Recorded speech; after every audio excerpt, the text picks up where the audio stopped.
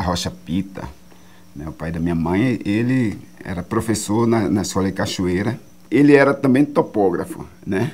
Ele trabalhava com gráfica e no período que ele mexia com essas coisas, ele escrevia também alguns artigos, né? Era um período também de ditadura, né? Militar, então, de alguma forma, ele era perseguido, né? Então, participou de algumas frentes aí contra o governo e tudo, e era muito vigiado, digamos assim. Daí um pouco dessa nossa rebeldia em fazer essas coisas hoje vem dessa herança do meu avô, né, Antônio da Rocha Pita, e sobretudo de minha mãe.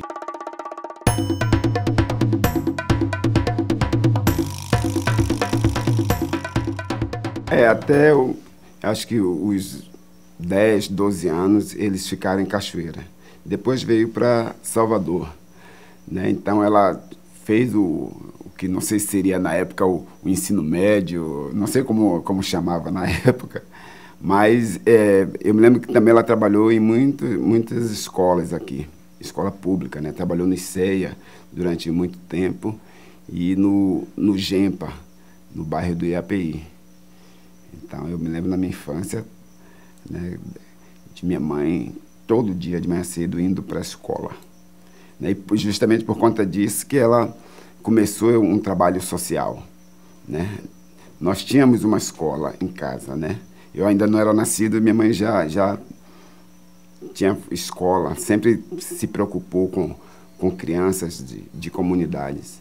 Então nós morávamos no Largo do Tanque e lá sempre na nossa casa, né? Eu cresci vendo crianças, né, os filhos dos outros lá em casa aprendendo a ler, escrever, enfim, sendo alfabetizado por ela, né?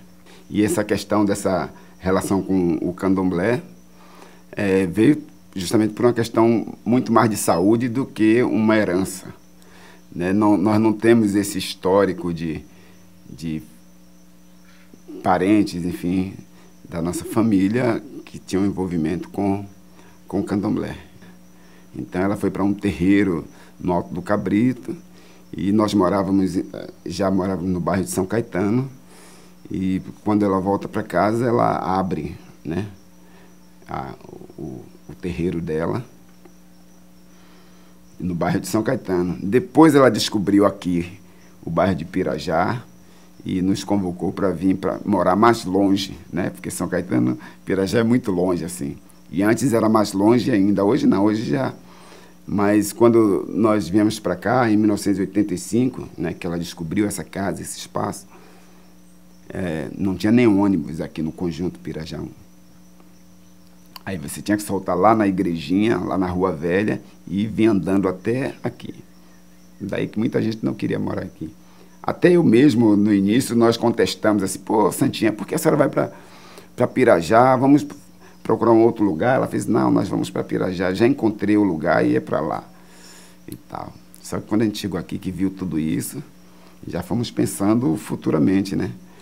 Que de fato ela tinha razão.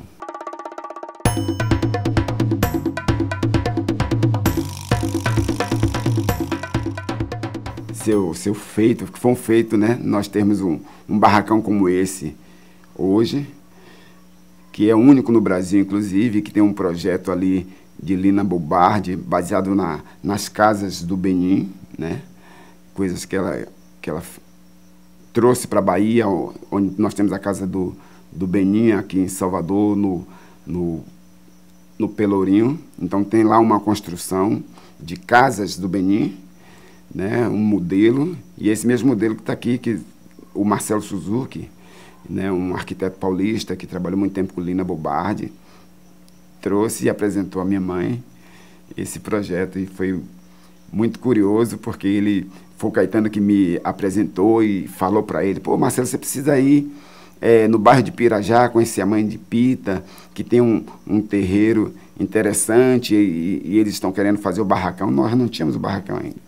Então ele trouxe e abriu a planta, assim, tudo muito complicado, mas ela olhou, e aí ele falou, então, vamos fazer, a senhora topa fazer isso, porque fazer 4 paredes é rápido. E aquilo ia demorar muito, era projeto, não sei o quê, e tudo, e ela esperou, topamos esperar, e ficamos, depois de quase um ano, ele conclui todo o projeto e nos apresenta, e nós começamos a fazer. E tudo isso eu agradeço a Mãe Santinha, né? O próprio bloco, o próprio cortejo afro, quando eu saí do Olodum, né, eu estava já no processo de saída do Olodum em 1997, e aí ela sugeriu, então faça alguma coisa, já que você gosta do carnaval. Na verdade, eu sempre fiz, sempre participei de blocos afro.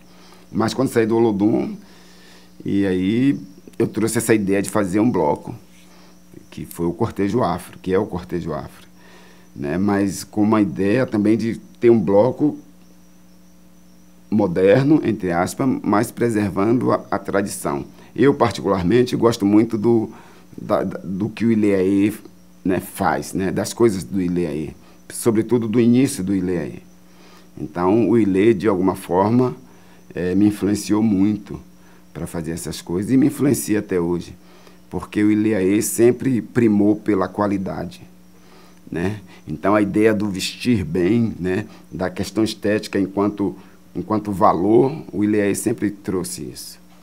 E por isso que os blocos afro que surgiram depois do Ilê-Aê, logo no processo, 3, 4 anos depois do Ilê-Aê, eles eram muito, muito, muito mais bonitos, muito mais ricos, sofisticados do que hoje.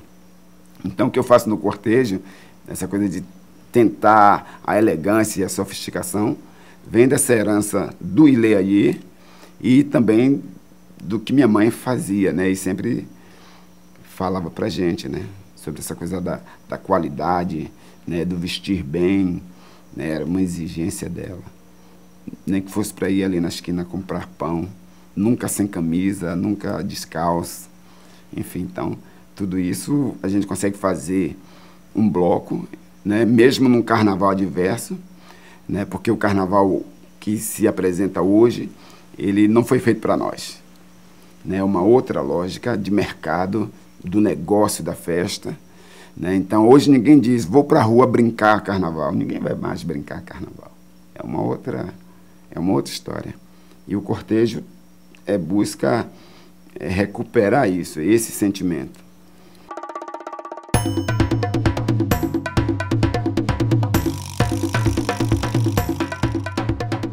Mas o fato é que essas organizações, né, são símbolos realmente de resistência, né, com relação a isso, né? E muitas casas, muitos terreiros e muitas ialorixás terminaram ficando conhecidas também através do bloco afro. Ou seja, o candomblé, que no início dos blocos afro, né, aí eu já estou falando da década de 1970, com o surgimento do Ilê-Aê, né? Eu sempre falo isso tranquilamente, quando uma ialorixá como Manhuda de Tolu pega a sua cadeira, coloca em cima de um carro de um bloco afro e sobe o curuzu e vai para a avenida, ela está legitimando aquilo. No cortejo afro, Mãe Santinha também ficou conhecida justamente por isso, porque ela vem para o cortejo, ela saía no cortejo afro todos os dias e acompanhava tudo, então ela ficou muito conhecida, ia para todos os ensaios do cortejo afro. E olha que o cortejo afro, ele tem um público GLS, né? Um público LGBT assumido, né? Isso não é nenhum problema, muito pelo contrário, porque esse público encontra no cortejo afro uma ambiência para se expressar, enfim, né? O cortejo também tem esse olhar voltado para a questão da moda, então tudo isso influencia, e artistas que se interessaram pelo cortejo, como a Margareth Menezes, a Daniela Mercury, o Caetano Veloso, desde o início, desde o primeiro ano, né? Então, o cortejo é isso, e Santinha sempre em todos os ensaios do cortejo afro, né? Aí ela fica conhecida como a guardiã da cultura e da religiosidade do nosso bloco. Minha mãe era de Yansan Balé, né? De Oiá Balé. Yansan Balé é tida como uma Yansan rica e poderosa, né? Que habita também cemitérios, enfim, tem toda uma história das porteiras. É um orixá que lida com a questão da vida, né? E transita entre esses mundos, né? Um orixá que, de fato, era uma proteção, né? Então, nós devolvemos para ela todo o gesto e generosidade, né, que vem dela. E é nesse contexto que os blocos afro vão se formando, né? A maioria de blocos afros e afoxés saem de dentro de terreiro de candomblé. Foram fundados dentro de terreiro, né? Nas comunidades, né? Com altivez, com a dignidade da comunidade, compreendendo toda essa participação, né, dos artistas do lugar, da costureira do lugar, ou seja, respeitando tudo isso e levando para a rua. Então, quando o cortejo chega na rua, eu não faço um cortejo afro para os camarotes, nem para as arquibancadas, muito menos para a televisão. Eu faço um cortejo afro para a gente do povo, porque eu sei que muita gente ali será influenciada justamente pela passagem do cortejo, né? A gente sempre deixa uma mensagem ali, estética, enfim, das coisas que podem ser feitas e isso ser multiplicado nas comunidades, né? Sobretudo com jovens. Ou seja, quem nos apresentou a pobreza foi o colonizador. Nós não temos nada a ver com a pobreza. Então, para o cortejo afro, a pobreza tem que passar bem longe, nesse sentido. Assim como é para o Ileaie, né, que sai muitíssimo bem vestido da cabeça aos pés. Aquilo ali é tudo muito rico. Então é isso que vale. Por isso que a gente faz esse bloco sem medo de quanto isso vai custar, enfim. A gente faz o bloco porque tem um grupo, tem uma equipe, tem uma diretoria que trabalha e que pensa todo mundo dessa forma. O bloco afro é o ato de você se sentir bem. Então, quando você faz uma fantasia e que veste a fantasia, essa fantasia tem que dizer alguma coisa para você. No cortejo, e é uma tradição também dos blocos, né, de artistas como J. Cunha, né, e nós sempre escrevemos no pano. Eu escrevo muito nos panos do cortejo afro porque eu sei que muita gente que sai no cortejo afro não sabe ler. Né? Quando o Cunha escrevia histórias no pano do Ileaie, ele sabia que muita gente que ia vestir aquilo não sabia. Ou seja, são blocos, são entidades que saem pessoas da universidade, historiadores, antropólogos, sociólogos e pessoas analfabetas e semi-analfabetas.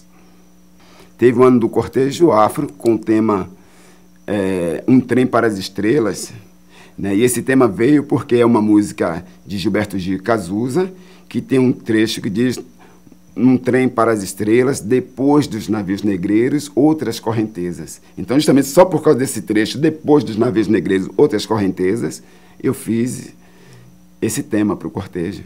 Porque esse trecho aí diz muita coisa. E até mesmo para falar sobre a questão dos navios negreiros, eu não tenho o menor problema com isso. Até porque, para mim, foi um dos maiores símbolos de deslocamento, né? O navio negreiro é tal qual a serpente. A serpente é um símbolo de deslocamento, né?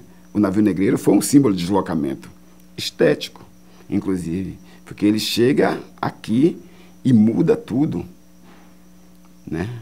Muda tudo, porque o que vem no navio negreiro são coisas de valor, né? O que veio foram coisas de valor, né?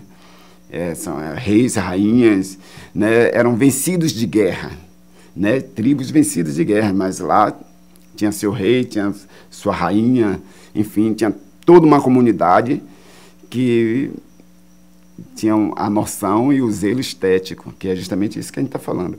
Quer dizer, essa reafricanização da cidade, do Carnaval da Bahia, a partir do Ileaie, né, que aquilo foi muito mais e, de fato, foi um movimento político, né, faz com que a Bahia seja única, né, faz com que a Bahia, se há uma estética baiana, tem que perguntar a todo esse movimento.